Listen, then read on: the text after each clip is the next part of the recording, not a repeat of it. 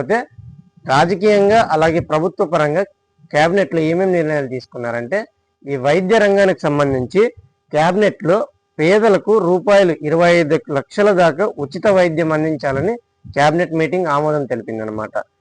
దీనికి సంబంధించి ప్రధానమంత్రి జన ఆరోగ్య యోజన అలాగే ఎన్టీఆర్ వైద్య సేవ ఉంది కదా, ఇవి రెండింటిని కంబైన్ చేసి ఒక హైబ్రిడ్ విధానంలో కొత్త పాలసీ తీసుకురానున్నారనమాట వైద్య రంగంలో. అలాగే ఇప్పుడు మనము అబవ్ మిడిల్ క్లాస్ వాళ్ళు ఇన్సూరెన్స్లు కడుతుంటాం ప్రైవేట్ కంపెనీలకి, పేదవాళ్ళు కట్టుకోలేరు. సో పేదవాళ్ళ తరపున ప్రభుత్వమే ఇన్సూరెన్స్ చెల్లిస్తుంది అనమాట ఈ విధానంలో. ఇప్పుడు మనకు ఆల్రెడీ ఎన్టీఆర్ వైద్య సేవ కింద 2.5 lakhs దాకా ప్రభుత్వమే చెల్లిస్తుంది హాస్పిటల్స్కి. కానీ ఇప్పుడు దాన్ని 25 లక్షల వరకు తీసుకురానున్నారనమాట ఈ కొత్త విధానంలో. సో దీనికి సంబంధించి ప్రభుత్వమే ఆయా ప్రైవేట్ కంపెనీలకు డబ్బులు చెల్లిస్తుంది ఇన్సూరెన్స్ రూపంలో మన తరపున. సో ఇది ఒక మంచి విధానం అని చెప్పుకోవచ్చు. ఈ విధానాన్ని ప్రభుత్వం ఎంత వీలైతే అంత తొందరగా రావాలని కోరుకుందాము.